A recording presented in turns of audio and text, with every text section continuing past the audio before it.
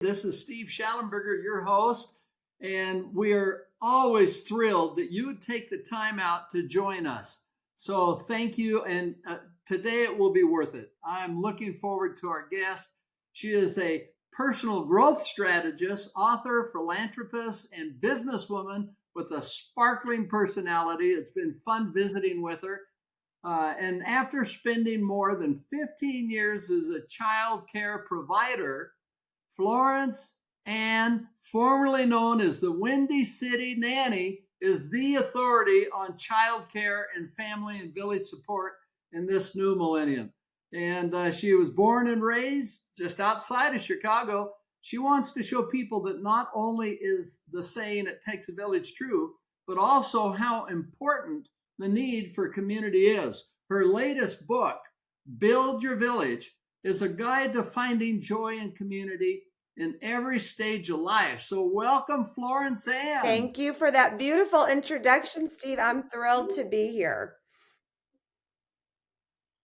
Okay, well, before we get going, I want to tell you just a little bit more about Florence. And so, with an eye for marketing, Florence Ann flourishes as both an advisor for and the vice president of business strategy for Yakety Yak, a proud member of the board of directors at the Children's Research Fund and Female Strong. She's also a founding member of Sesame Street's Leadership Council. And Florence Ann has been featured on over 500 national and local media outlets. Like, she is the lady. Let's just get into it. Let's hear about it. So Florence Ann, tell us about your background, including any turning points in your life that's had a significant impact on you. Well, again, thank you for that beautiful introduction. And you had mentioned childcare was kind of the foundation of me getting into this line of work. And when I was in childcare, I was always very curious about people and the dynamics of families and children and how you raise them and how you treat people, how you treat each other, how you show up for each other. And after kind of exploring that landscape, those little socioeconomic, customized worlds that people had, I wanted to look at the proverb, it takes a village to raise a child. And I love that. Everyone uses it. Every politician in the world, Steve uses that. We all heard him say it.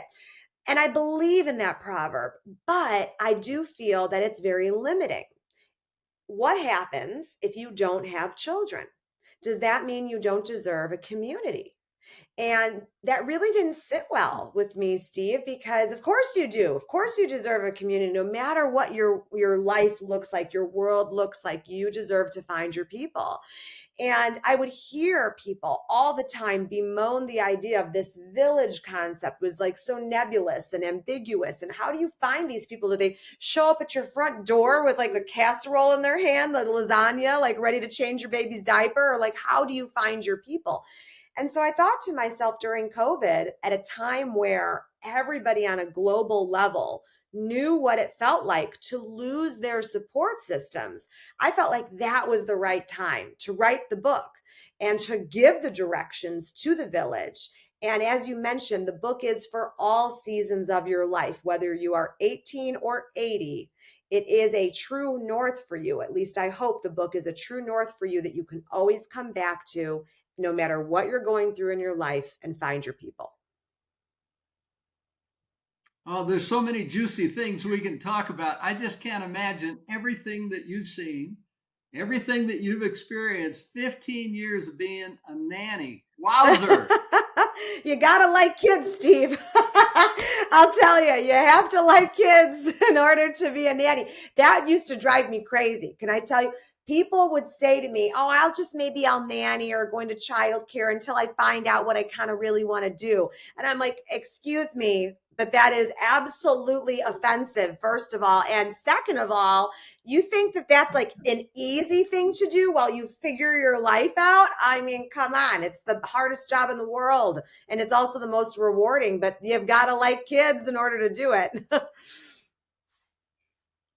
Yeah, in my book, you already have a PhD in human relations. I mean, think of all the different dynamics. Thank you. I like that. I'll take you on the road with me, Steve. And you can tell people that I've got a PhD in the human relationships and dynamics. I'll tell you the only way you learn about that though, and you'll know, Steve, from your work. Look at the beautiful work you do with your podcast. Um, it's through experience and it's through connection. It's through building relationships that you do that. It just doesn't happen overnight. You can't be in a bubble and expect yourself to understand how humanity works. I'm excited to dive into your insights. Let's just start off with some really important parts of this discussion. So, do you mind sharing with me and our listeners what are attachment Yeah. styles and how do we develop It's those? funny, we usually think of attachment styles regarding romantic relationships. And there are attachment Hmm. styles for romantic relationships, certainly, but that also applies to platonic relationships too. And, unlike a personality test, an attachment style has to do with an emotional attachment to your relationships based on your past experiences. And what really is intriguing to me about that is we tend to start forming those attachment styles when we're babies. And then that continues to influence our feelings and our thoughts and our behaviors as we get older and participate and engage in meaningful relationships. And all of a sudden, we have these attachment styles that we kind of didn't even know we were developing. But being able to define it as an adult is a really important piece of the puzzle for you figuring out how relationships can be healthy for you. Yeah, amen. And I've been really blessed throughout my life. And one of the blessings was being married to a wonderful wife for 46 years. Right. And then she got a terrible Oh, disease and passed away 3 years ago. And so that was a great experience for me. We had quite a ride. It was wonderful. So I've been back in the dating world. oh gosh, Steve. Oh, And God bless you for a lot of reasons. Oh my goodness. but I've learned about these attachment that people bring all kinds of different backgrounds. Some are very secure, others are anxious, others are avoidant. Right, I think you turned to all of these, you've discussed them, fearful, avoidant. right. Would you mind talking about these Yeah. and what are the traits of them and what can people do about them? I think people assume that if they have an attachment style, that is the only attachment style they ever can have. And I don't believe that. I believe that we can learn and we can grow through that, evaluation, right, Steve? And if you see something or feel something you don't really like or doesn't sit well with your soul, then let's look at that and let's make some adjustments perhaps. We can always learn. We can always be the student still in our lives. So I want to focus, there are four. I'm going to focus on two very specifically, I think. But so the anxious attachment style is also known as preoccupied. And people who fall into this category might have a hard time being single, but that's the romantic side. But for the friendship side of things, you constantly need to feel like you're being reassured about how someone feels about you. And again, that may sound like romantic, but it's also in platonic friendships, right? Where if you don't talk to your friend, for example, for a while, and you're like, oh gosh, I wonder if they're mad at me or do they not care for me anymore? Or what, you start to really get kind of in the minutia of that. So that has to do with that kind of Mhm. preoccupied and anxious style. Then there's dismissive and avoidant. And people sometimes put these big brick walls up and they don't want you necessarily to look behind the bricks. They want to keep that arm's length because they're worried if they let their guard down, that's a little too vulnerable. It's a little too honest. And they don't want you to know them that deeply, perhaps. So they try to again keep a little distance from you and really crave that independence and assertiveness.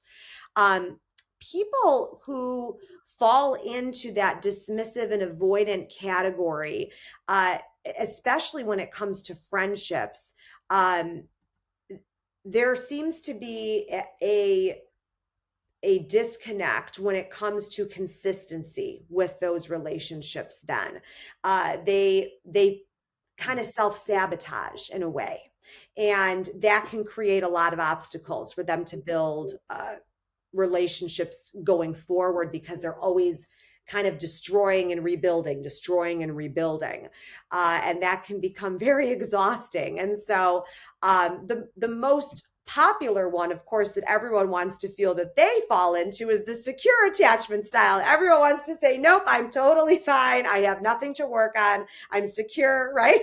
I love that. I have the best of both worlds, I'm good. And that's great if you really do fall into that secure attachment style. But I'm going to tell you right now that someone who considers themselves an expert in this personal growth category, I'm going to tell you right now that I see myself probably relating to the anxious attachment style, because I tend to get a little paranoid sometimes about how people feel about me. Now, that probably is the people pleasing side of me, and that's a whole different rabbit hole we could go down.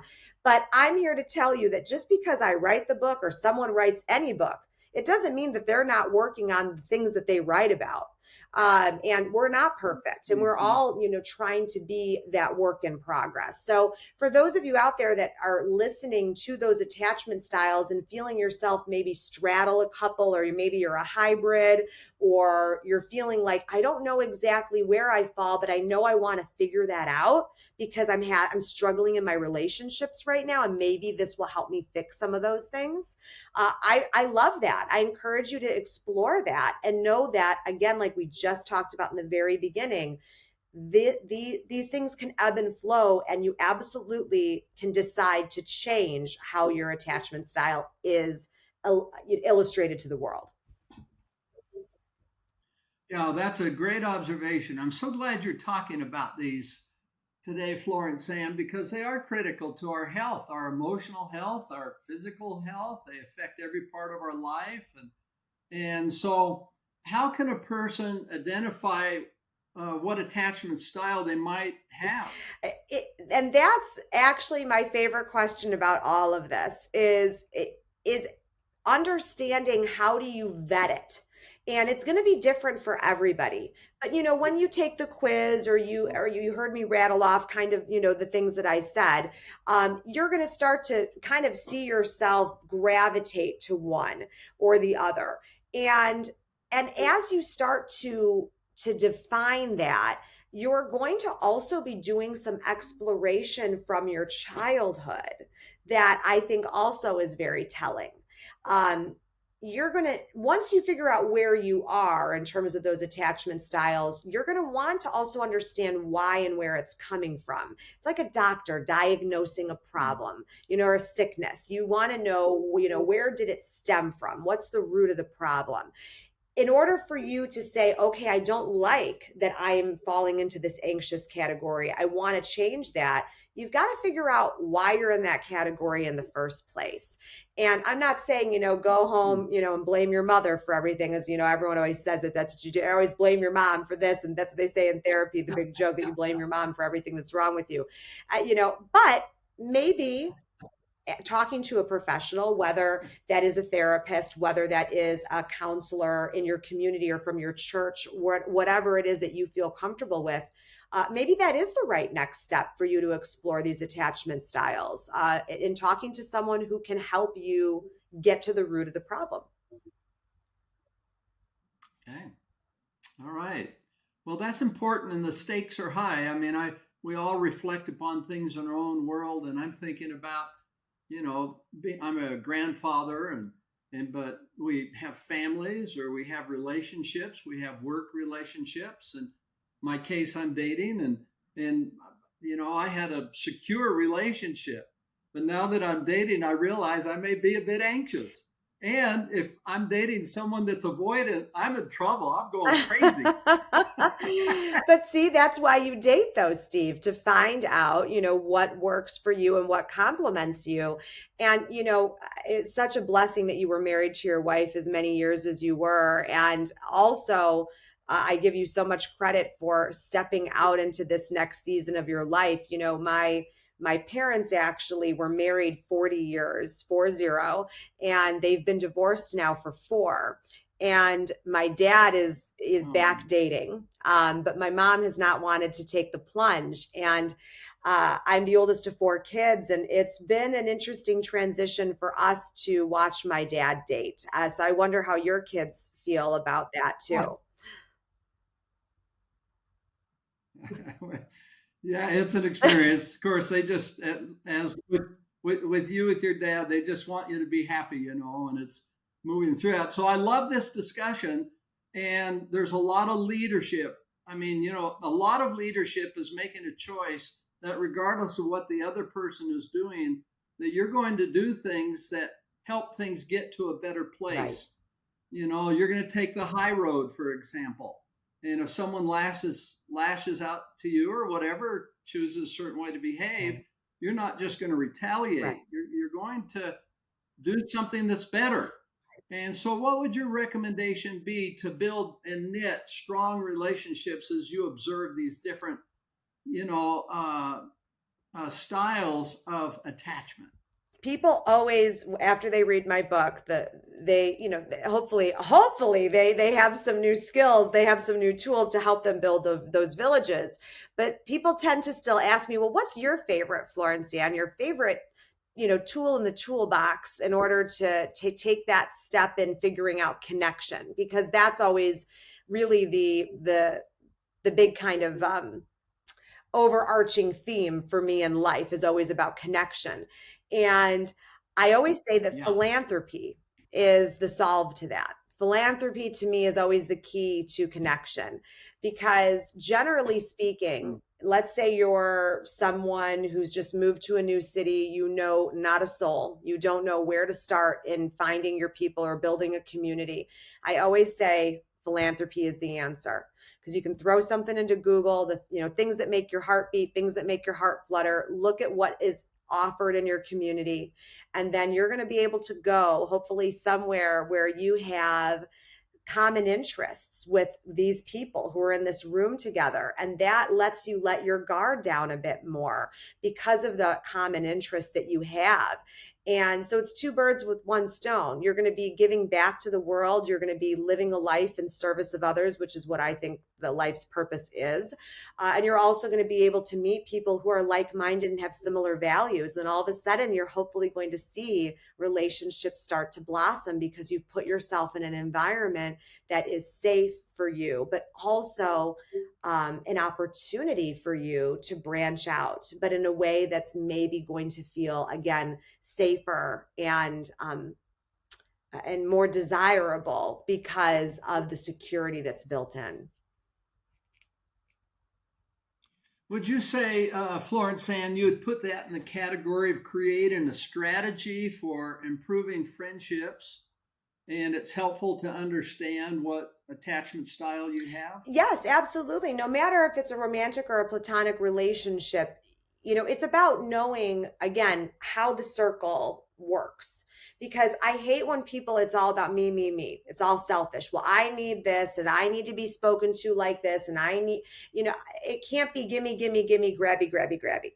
It has to be about also you understanding how you show up for other people. And if your attachment style is different than the friendship you're in or the romantic relationship you're in, it doesn't mean that that person's wrong. And it doesn't mean that you're right.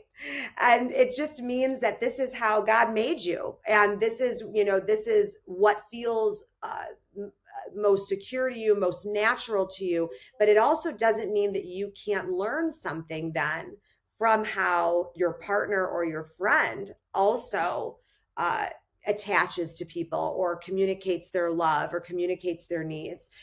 So really, communication is the foundation here as well, because I hate when people expect other people to read your mind.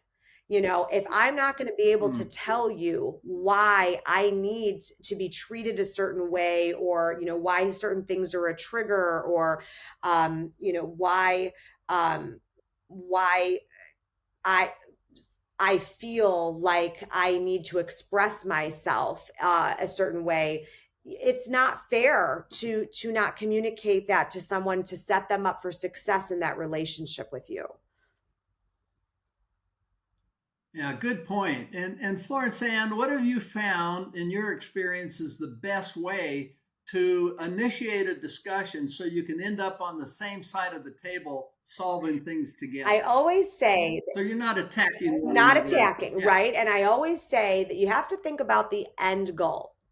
What is it that you're looking to accomplish here? If the end goal is that, you're trying to repair this relationship or continue dating in this relationship or continue pursuing this friendship, you have to get to know the person well enough to be able to say, all right, I know how this person thinks and processes. So I'm going to deliver this information, this content in a way that they can understand it, in a way that is not combative, in a way that is not critical.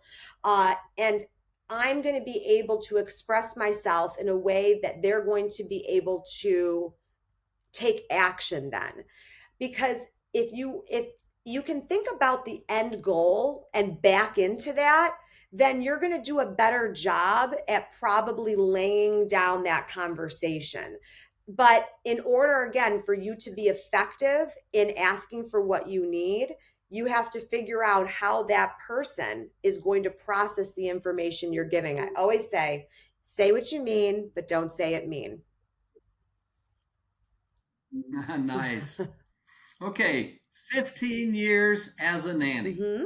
So, oh my goodness, I can't imagine all the experiences that you've had.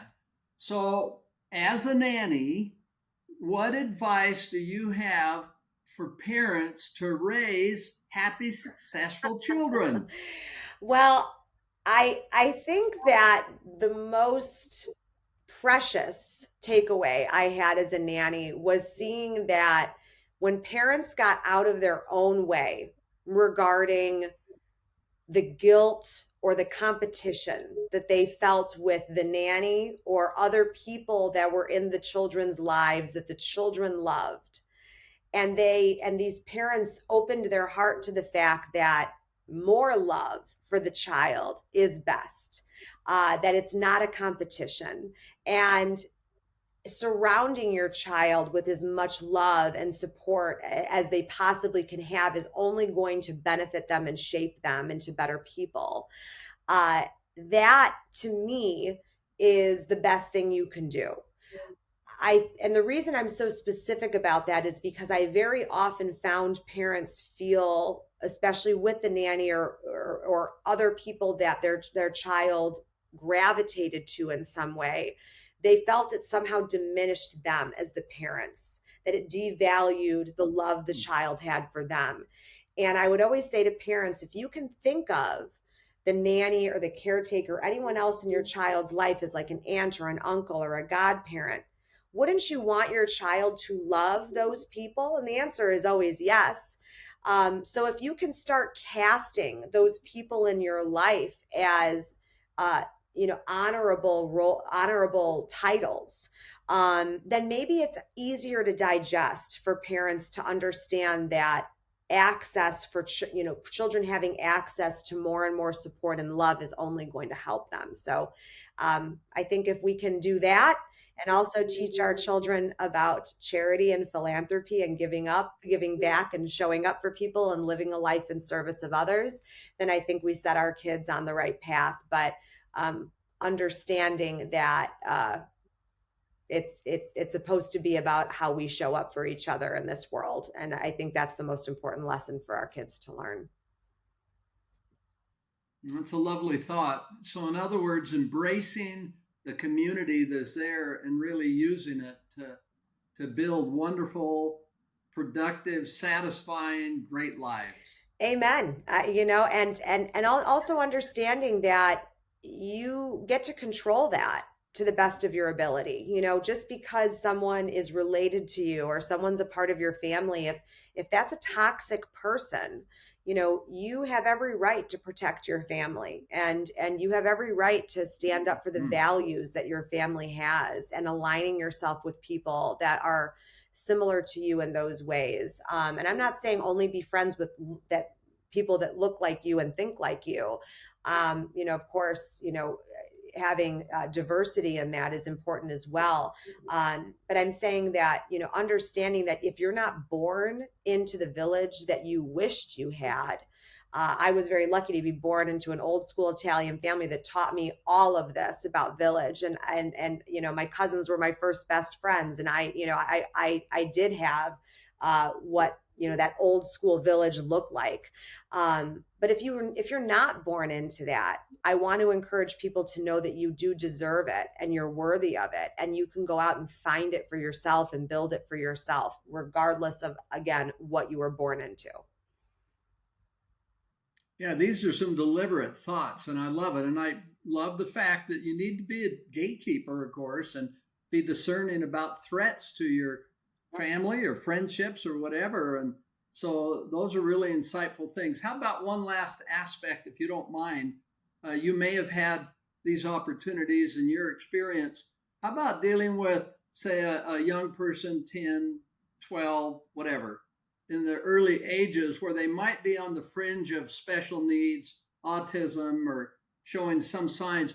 How do you engage those kind of young people and help them get on the right path so that they can have the best chance for success in their It's a lives? beautiful question. So I mentioned I'm the oldest of four. So the second in line, my brother Michael, he has autism, and he's only 17 months younger than I am.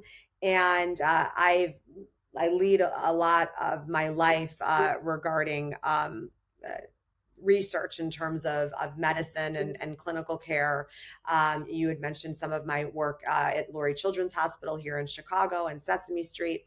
And so I am a big advocate of intervention and resource. I feel the best thing you can ever do for your child is get as much information as you can. And that's where connection in terms of community is so important, especially for parents with children with any sort of special needs. The online community is very strong, and that's where you find a lot of resources, and people are able to help give you ideas and brainstorm what worked for their child, or how to perhaps get a child diagnosed, if that feels like it's a heavy lift and you don't know where to turn.